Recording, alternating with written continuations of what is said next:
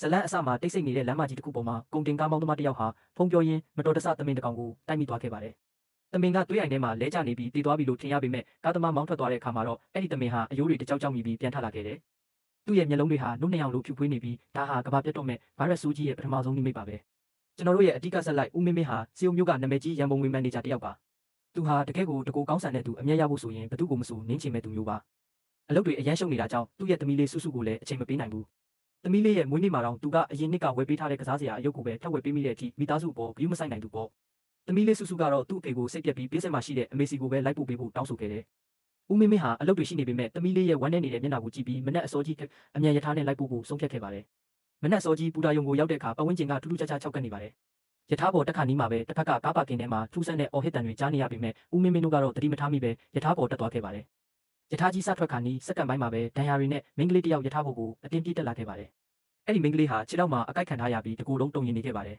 ။ရထားကြီးစထွက်သွားတဲ့အချိန်မှာအပြင်ဘက်ဘူတာယုံထဲမှာလူတစ်ယောက်ကဝန်ထမ်းတစ်ယောက်ကိုလိုက်ကိုက်နေတာကိုသမီးလေးစုစုကပြတင်းပေါက်ကနေမြင်လိုက်ရပေမဲ့ဦးမင်းမင်းကတော့ပင်ပန်းလို့အိပ်ပျော်နေခဲ့ပါတယ်။မကြခင်မှာပဲရထားတွဲဝန်ထမ်းမလေးဟာဒဏ်ရာရထားတဲ့မိန်းကလေးကိုတွေ့ပြီးကူညီဖို့ကြိုးစားခဲ့ပါတယ်။ဒါပေမဲ့အဲ့ဒီမိန်းကလေးဟာရုတ်တရက်အတက်ပေါက်တလို့ရုန်းကန်ပြီးဖုတ်ကောင်ဖြစ်ပြောင်းလဲသွားကဝန်ထမ်းမလေးရဲ့လေပင်ကိုအစိမ့်လိုက်ကိုက်စားပါတော့တယ်။သွေးတွေပန်းထွက်လာပြီးဝန်ထမ်းမလေးလည်းစက္ကန့်ပိုင်းတွင်းမှာပဲမျက်လုံးတွေဖြူကနောက်ထပ်ခရီးသည်တွေကိုလိုက်ကိုက်ပါတော့တယ်။ကူးစက်မှုဟာတောမီလိုပြန့်သွားပြီးတတွဲလုံးမှာရှိတဲ့လူတွေဟာတယောက်ကိုတယောက်ပြန်ကိုက်စားတဲ့ငရေခမ်းကြီးဖြစ်သွားပါပြီ။ဦးမင်းမင်းဟာအော်ဟစ်တန်တွေကြောင့်နိုးလာပြီးသမီးလေးကိုအတင်းပွေ့ချီကဖုတ်ကောင်တွေကြားထဲကနေဘေးကင်းရတွဲတွေစီကိုအသေးအတန်ပြေးရပါတော့တယ်။လူတွေဟာကြောက်လက်တကြားနဲ့တကားတွေကိုတိုးဝှေ့ပြီးပြေးနေကြရတယ်လို့အနောက်ကနေလိုက်လာတဲ့ဖုတ်ကောင်တွေကလည်းမြန်လွန်းလာပါတယ်။ဦးမင်းမင်းဟာသူ့သမီးလေးကိုကာကွယ်ဖို့အတွက်တကားတွေကိုအတင်းလိုက်ပိတ်ရင်းနဲ့ဘေးကင်းရတွဲစီကိုရောက်အောင်သွားနေရပါတယ်။ဒါဟာဘယ်သူမှမမျှော်လင့်ထားတဲ့ရထားပေါ်ကကဘာပြက်ကကြီးရဲ့အစပါပဲ။